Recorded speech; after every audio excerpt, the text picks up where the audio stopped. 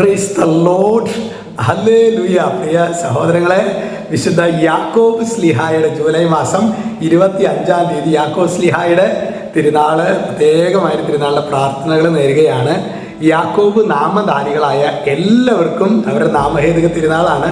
അതറിയാലോ അല്ലേ? അതായത് നമ്മുടെ പേരിന് കാരണഭൂതനായിരിക്കുന്ന വിശുദ്ധൻ, അതാണ് ഫീസ്റ്റ് എന്ന് പറയുന്നത്. ഒരു വിശുദ്ധൻ്റെ പേര് നമ്മൾ ആ വിശുദ്ധൻ്റെ പ്രത്യേക മാധ്യസ്ഥം നമുക്കുണ്ടാകും.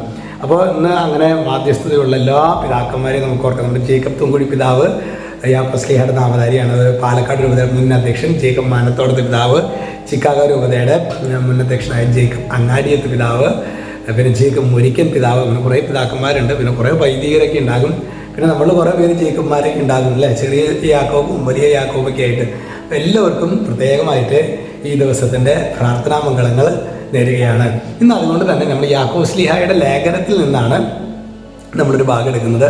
അത് ഒന്നാമത്തെ അധ്യായം, യാക്കോബ് ശ്ലീഹായുടെ ലേഖനം 1-ാമത്തെ അധ്യായത്തിൽ 2-ഉം 3-ഉം തിരുവചനങ്ങളാണ്. അവിടെ വചനം പറയാണ്, എൻ്റെ സഹോദരരെ, വിവിധ പരീക്ഷകളിൽ അകപ്പെടുമ്പോൾ നിങ്ങൾ സന്തോഷിക്കുവിൻ. അപ്പോൾ സാധാരണ രീതിയിൽ നമുക്ക് ഓരോ പരീക്ഷകൾ വരുമ്പോൾ ദൈവമേ തോറ്റു അങ്ങനെയല്ല നമ്മൾ പറയുക.